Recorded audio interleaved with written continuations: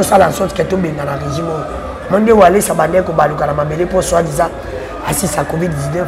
Dengue na ko senga la peuple congolais ata mbula ata nzala ba kende na décembre le 20 décembre ba kende ko benga na régime ba justice régime ba yika pour ba nyokola peuple. Bato ba sali ke mboko nzonga simeza na deux présidents. Ils ont dit Kabila na Kisekedi. Kabila na de continuer monde ba sali bango ba sali ata effort te pour na mboko. Ba sali ata effort te. Mobutu kuta sala qui est fort après baye ko bébisser. Kabila le père a sali moins fort à 3 ans. Mais Kabila fils na Kisekedi fils banda baye ba ko sala le côté. Bango baye kaka po ba comme ba millionnaire, ba comme ba milliardaire. Et nazo comprendre IDP sango za la malédiction. Comment IDP sa batamaye le biso yebi ba ko za vraiment siéger na ba on besoin matériel. Mtunet Kabuya. Est-ce que Kabuya a la capacité ya nino ya ko modi Katumbi. Bato batangi ba ko ba bino bato botangi bosani. Parce que Kamel est un économiste. Mais tu es un économiste depuis à combien de dollars les années. C'est pour te dire que elle va dire le PIB na biso. Elle va dire que réserve de change est mati. Mais vous avez la réserve de change des années. Et ça qu'on fait, on réserve de change et matango. Et c'est bon kango ya Congo. Réserve de change na budget na biso ça kanya nyao. Pour nya nyao mon na kate. Ta bo solo pe bo sembo je te dis mboka ezongi sima makasi. Mboka ezongi sima makasi parce que 63 ans après sur les alliés qui vraiment na mutalinga en retraite atika na mikolo kotanga en retraite tu kota la retraite ya Congo ne tozali ceux qui bozo beta mati équipe était bi mais na ba quoi ils ali 0-0 engelo bani bi on est quantité habita boyango c'est pour te dire que ceux qui va saler loko mais biso pepe tozo le moment que ba salité alors ba sali biso to mona yo moni nzela lenge sa est-ce que comment tokoyi ko résumer mboka na biso na nzela est-ce que pas la ngana province ya Maindombe na nyoki bato ba ya tama na nzela lenge akouta nyoki kuna ya tama na nzela lenge mutazana Kasai akolomba Kasai zo vepa tama na lenge de continuer ba premier président au depuis aya na mboka oyo Eric Kabila va kenda réviser code minier oya continue mbongo ebele na 5 ans na mandat na ye masala ngelo ko pour na batu pa ya sende ko langai kala ngoloba ke basaka na yeli mukati ko bote so ba osaka basaka la ndeko Chilombo basaka na Congo te parce que Congo to dans ba soda makasi ba coupe nyonso ya EAC ba yoana soki to kena positionnement ya armée na biso l'équipe bango Kabila tika biso 8e ndeko Chilombo comme biso 11e maintenant ki ka ba continuité malgré que Kabila ba ntaka na ba province mi ba leso moko ya ko kena ba province bravo mais là que sali que ndeko Chilombo bazwa 3 sur 10 yango na gratuité 3 sur 10 ouais un incompétent comme celui-là. Katika mona secrétaire général de la parti politique Morote où il y a incompétent net Kabuya a vraiment incompétent. Donc l'équipe a ma casse. Mais les barons de l'équipe sont ma conduit à malade. Ils sont tous ma conduit à faible. Ceux qui ont dit ma conduit à malade, je te dis na mon son peu boussembo. Barons n'y sont pas qui m'a osé face à la vision. Échec et à Caméra fait la honte à l'économiste depuis qu'il nous avait dit que il va faire quelque chose. S'il est là Caméra ça est là au monte. Dans la monnaie là au monde accompagne le Boko. Congo a la chance. Parce que de côté le monde nous avait dit que arrêter à même encore discipliné, mais si les autres hommes ont armé à discipliné ou à ça n'importe. Ata ba boti ya mbula pa batika pesa baso. Ata tenu ya pa batika pesa amina biso. Ata moyen logistique ya makasi tutika la mona monter. On se comprend. Les gens balobi balongoli biso na mbango bravo. Mais basomi mindu kini na makasi. Banda ya tutika la conféter le 30 juillet. Le 30 juillet l'extra que non, bon que ça dit quand même. Voilà, mesdames et messieurs, bonjour. Bienvenue dans ce nouveau numéro Tolobela Congo. Émission Oyo Bozalerango chaque jour. Lelo Tozana Mwana Mboka Danou Kifula, l'homme de Bakomesana. Yende Toropé Sabino vraiment ba information, Yende Tosana et ba analyse.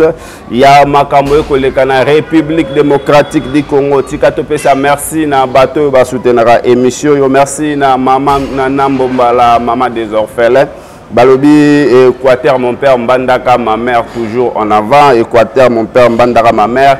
Et kosenga ba aide pour na bakenda ko soutenir bandeko bazanango besoin na province ya Équateur. Merci à l'honorable Dié Banza Londolonguya Balobi Mbandaka na biso toujours en marche. Mbandaka na biso toujours en marche.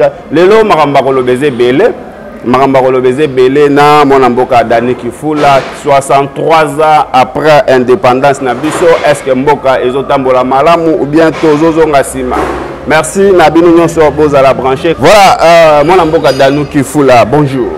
Et mbote ndeko journaliste mbote pe na ba Congomani basi bisika bazali kolanda biso na ville province ya Kinshasa pe na mikila bapaya kaka ndinga na bana bito komesana toza komesana na régime ya Munyokoli na régime ba raison na régime ba kontarane na régime ba bonane na régime ya bikanga kanga oza régime te bamesana kana mabete il faut vraiment tout ça en sorte que tout benga na régime monde wale sabande ko baluka na mabele pour soi-disant assist à Covid-19 ndenge na kosenga na peuple congolais ata mbula ata nzala bakende na décembre le 20 décembre bakende ko benga na régime ba justice régime ba yeka po ba nyokola peuple. Mais tata bokondi pe asangisa ki bato na stade martyr pona ko benga na kotika mboka na maboko nzambe ndeko Dani Kifula bakambaka mboka te na maboko bakambaka mboka te na losambo bakambaka mboka nde na misala yo kanisi soki asambela atiki mboka na maboko nzambe Rwanda pe kuna basambelaka te bango kuna pe bana nzambe te basambelaka nzambe banda ya banda kosambela asala biso evaluation ya bapriere yango ekoma na niveau nini banda to banda kosambela puka mboka ebongaka te yo ngelo bake nzambe ayokaka priere na biso te obe tosambelaka mabe nzambe ayokaka priere na biso nde bakongole nde tolingi kozwa bakonzi ya malamu te nzambe mpe aza ya barwandais nzambe mpe aza ya barwandais voilà nzambe mpe aza ya baburunais nzambe mpe aza ya baugandais très bien batia nde bakoki batia nde moyen po biso moko tobongisa mboka batika makambo ya nzambe kimia. Alors, moi, Mboka Dani Kifula, 63 ans après indépendance Nabiso, est-ce qu'il y a un peu des avancées? Tozo Tambola Malam ou bien Mboka et Zozo Ngamasima? 63 ans après indépendance ya Mboka Nabiso, Tabosolo pe Bosembo, je te dis, Mboka ezongi sima makasi. Mboka ezongi sima makasi parce que 63 ans après, sur les alans qui vraiment na Moutalinga en retraite, atika na mikolo kotanga en retraite. Tu côté la retraite ya Congo ne tozali. Retraite ezongi sima. Bato basali ke Mboka ezonga simeza na deux présidents. Ils ont dit Kabila na Kisekedi. Kabila na de continuer monde basali. Bango basali a te fort te pour na Mboka. Basali a te fort te. Ubutu kuta sala ki fort après ba yeko bebisi. Kabila le père a sali moins fort à 3 ans. Mais Kabila fils na Kisekedi fils banda ba yeba ko sala le côté. Bango ba yaka po ba comme ba millionnaire, pas comme ba milliardaire, mais ba yaki te po ba bonisa Congo. Kabila mto a instauré ba élection na Mboka na biso.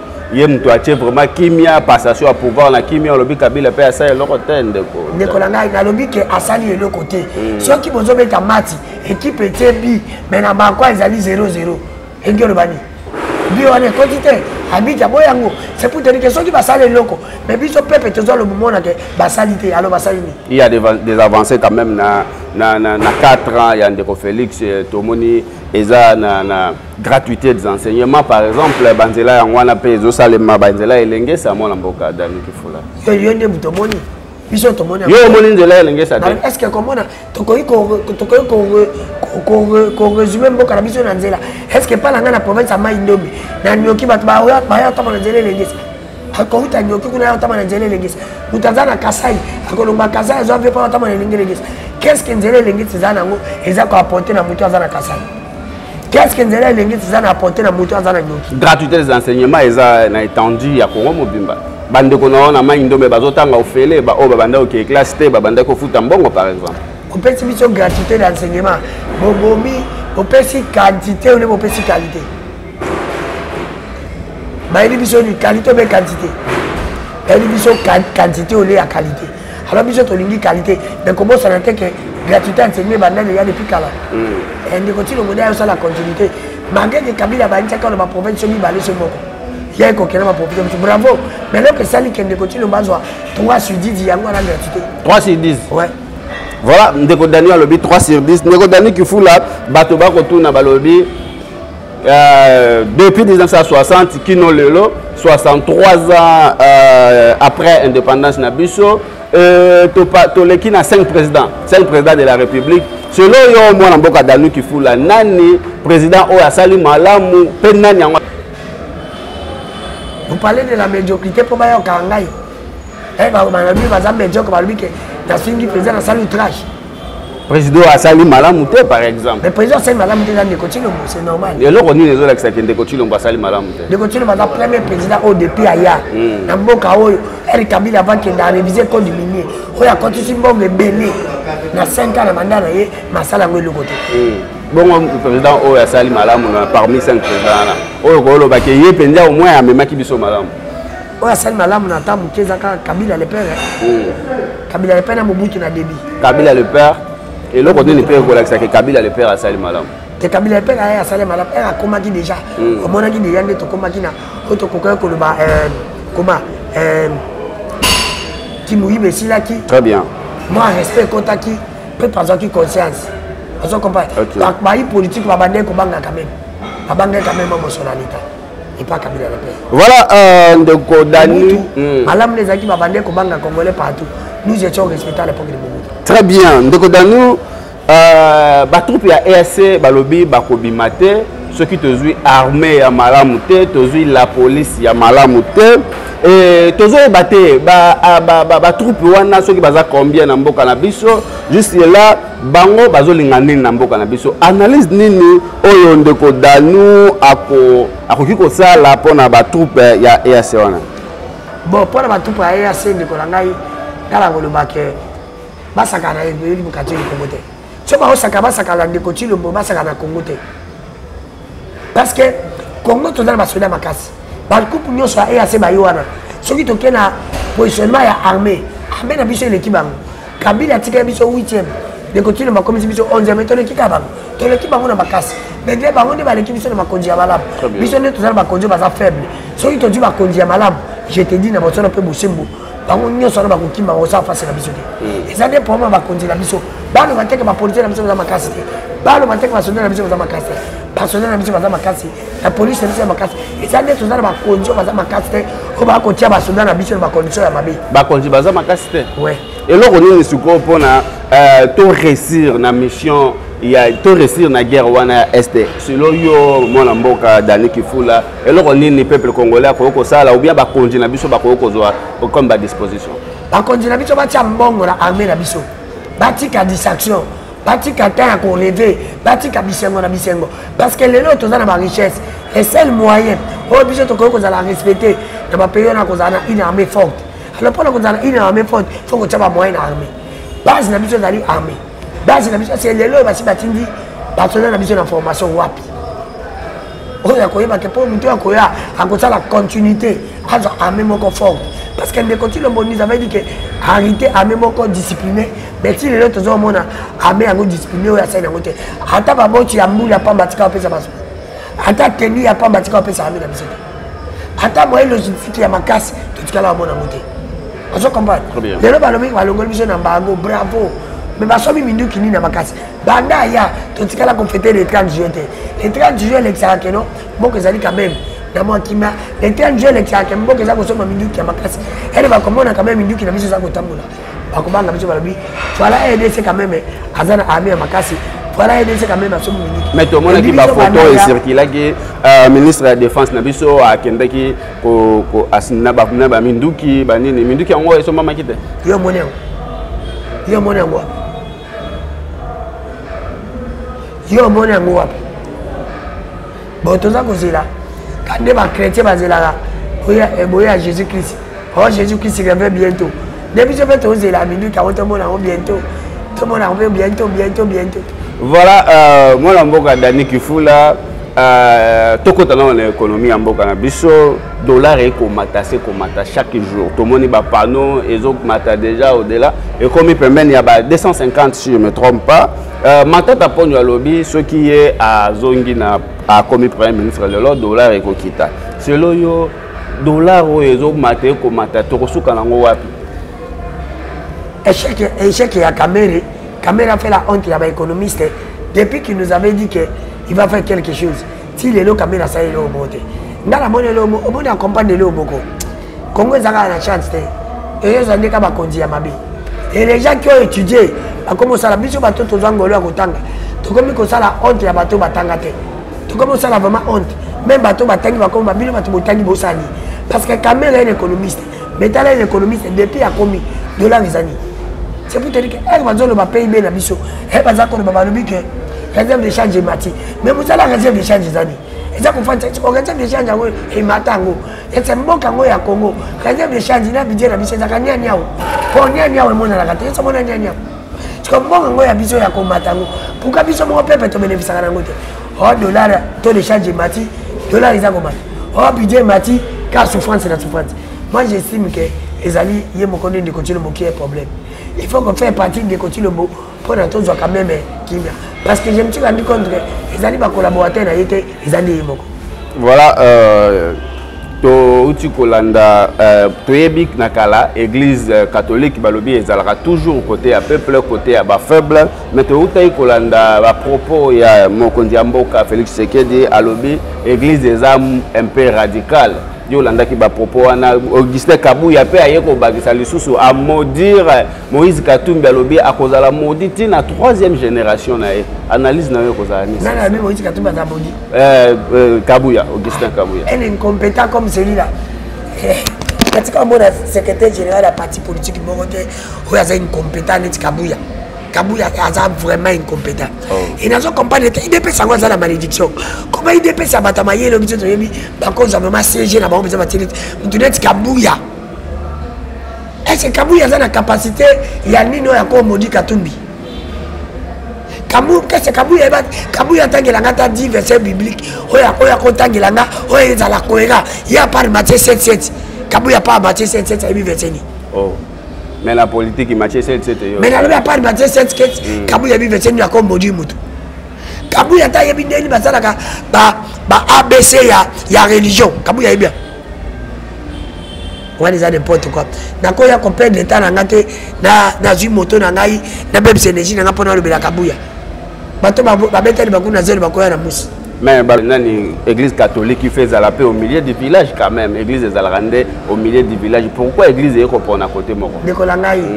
L'église n'a jamais été au milieu. La vérité n'a jamais été au milieu. La vérité est à côté de moi. Mais il y a la vérité, mais il y a la vérité. La vérité est au milieu. Mais l'église est l'église est au milieu du village. Français, on a une guerre. Ils ont battu ma évité. L'église ne peut jamais être au milieu. L'église est à côté de mon corps. Vous pouvez la vérité, vous pouvez la vérité. Sauf que l'église catholique, l'église catholique est tellement là qui Kabila. Kabila n'a pas qui combattre. Kabila n'a pas qui présenté. Kabila Salaki 6 mois dans Liboumou. De continuer à Salaki 9 mois. L'église catholique est d'un côté mais là Kabila. Voilà on a l'église est qui vérité. L'église est qui malade. Mais autrement tout n'a pas de question. Pourquoi l'église catholique est tellement là qui Kabila? L'église catholique est à côté de Mandikotilo. C'est pour te dire que le changement est athée. Tout le monde qui Batou Balobi, Félix Tshisekedi a fait une guerre dans l'église catholique. Est-ce que les propos sont pour la Moussa Batou Balobi, Ndekotilo Monde a fait une guerre dans la catholique. Ils ont collecté comme une souka. Elle Kabila a fait une guerre dans la catholique à Longagi. Dans le moment de l'élection, la guerre est bien texte. Mais quand on a dit qu'il y a des gens voilà. Il y a des gens qui ont des continuent, on n'a pas un problème de communicateur. Il y a des gens qui ont des problèmes. Problème est où ils ont il y a des problèmes. À sortir de la réunion, c'est un cas raté. Quand tu as mon code de colonie, tu as compagnie sa moto. Ngobila na Golden Poi, Bapik, Ngobila Lobé, Golden Poi, Azak Kinoate, Ayaka Koya, Kuna Tomo, la Matata, Ponona Mana, Bachiluko, Bapik. Est-ce que ndenge toyebaka l'homme politique na mboka na biso bapiki wana koswa na boye eza vraiment kokende malamu ngobila na Golden Poi eza diwa ba des incompétents Golden Poi asali son ya ba pasteur là c'est le 1 Golden Poi asali honte ya ba intellectuel mais ngobila nda asali honte ya ba tamaindo maindo bezo za ba tamaile ngobila za penza ngobila l'exhibition que aza penza incompétent. Na kende kuna point ba mo musuite il est incompétent. Ngobila l'exhibition que yena Golden Poi basala ki dio pona ko détruire Kinshasa. Pona ko détruire ville province à Kinshasa. Omi bale bazaba miyibi ngaite wana José Mpanda ministre ba ke patron sur na régime bazaba miyibi. Tant que bazo faire partie na régime bazaba miyibi. Et là que kabola miyibi bale zani. Isa ko kabola. Akaboli ne mabe yango baswani. Yango to kosenga na ba kinoa. To kosenga na ba kinoa ba longola ba député. Provincial ou bazali ba député moko ya ba incompétent ba député ya mabe pour la batia ba député ya malam pour pas faire partie ngobila ina kosenga na pepe kinoa ba mutunet ba Golden Poi bazonga te Oh. Voilà, mesdames et messieurs, tu as commis vraiment cochité dans l'émission Nabiso de Dani Kifula. Est-ce que l'autre que Félix qui est plus fort? Parce que opposant, Félix Sekedi a maîtrisé mieux l'opposition. Il y a un bouger dans le système. Je te dirais non. De côté le monde a faible. Qui fait cité n'avait pas de banga. Azao kanga kanga batu. Tana kangi femme jo. Tana jo kangi Salomon. Tana zako kanga batu bele bele. Dans le régime il y a 4 personnes maintenant tant que batu kangi basé bele. Hari Maji, Banabe, Timiki Tengue, qui encore Salomon Skadela, femme Djongo, akangi bele. Akangi bele. Mais na ba revendication nyonso o bino na opposition beaucoup ça là. Donc comment on le Kaboui François Beya qui Biselele akangi belé. La carte akangi vraiment belé. Mais toi comment on dirait opposition vraiment non était pardon. Non la opposition à Kala, na opposition à Lelo. Au monde a été que bande comme opposition à Lelo des amaka c'est changer de stratégie. OK. Opposition à Kala des actions opposition va appeler. On les a qui dit ma idée pèse to changer ba roger. Les actions opposition va. Opposition c'est qu'on de changer. Mais la au moins que pouvoir en place, ils vont maîtriser facilement. Ils vont maîtriser. C'est pas on va banque, on paye ça banque, on va passer la manifestation. Et on paye ça banque, on va appeler. Le pouvoir les lois des faibles. Le train est en marche. Est-ce que nous sommes qui ont une élection et vous allez marquer gagner un bateau bachela qui est Fayoulou, pardon, Fayoulou. Martin Fayoulou. Mais oui, Martin Fayoulou. Azana besoin on a ici quand même. On a beaucoup Ados Ndombas. Ados Ndombas a eu beaucoup. Dans un appelé quand il jamais Kambinga. Il qui sommes. Abimon va débuter pour un Jean-Pierre Mbembe. Abo Sanate. Fayoulou a leader. Ados représente rien la politique à Mboka. Mais Fayoulou a le billet. Quand il a dit Mboka sur le fala la leader. Là na tineka ko kota na ici. Électricité Ados Ndombas ça la politique pour la Bumuna et pour la peuple. Encore le peuple sans député. Là le peuple n'a député. Non, le peuple n'a député. Il y a des députés pour la famille, il y a des gens il y a des la mission. Mais ce qu'on a pas Fayoulou. L'idée est de faire Fayoulou. Alors, il faut qu'il était. Fayoulou a pas qu'il était pour la monter en habit. Il faut qu'il était pour revendiquer ton élection à Bossolo. Donc, il n'y a pas d'élection positive. Qu'est-ce qui vous dit que c'est une élection d'avance? Politique à chaise vide des Alaratènes de Godani que fou là. Est-ce que vous pensez la politique à chaise vide? Pas la politique à chaise vide. Encore le peuple, ça vous a député. Non, pour le député. Tout le monde a dit en 2006, nani papa na biso Etienne Sekedi paix à son âme, Azara quitté au moni, il dépasse en 2006 c'est ça là qui m'a quitté.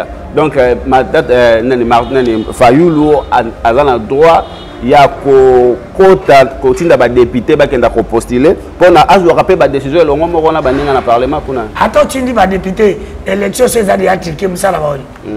C'est élection za mabe parce que Denis Kadima à part bonjour à part bonsoir, bonjour.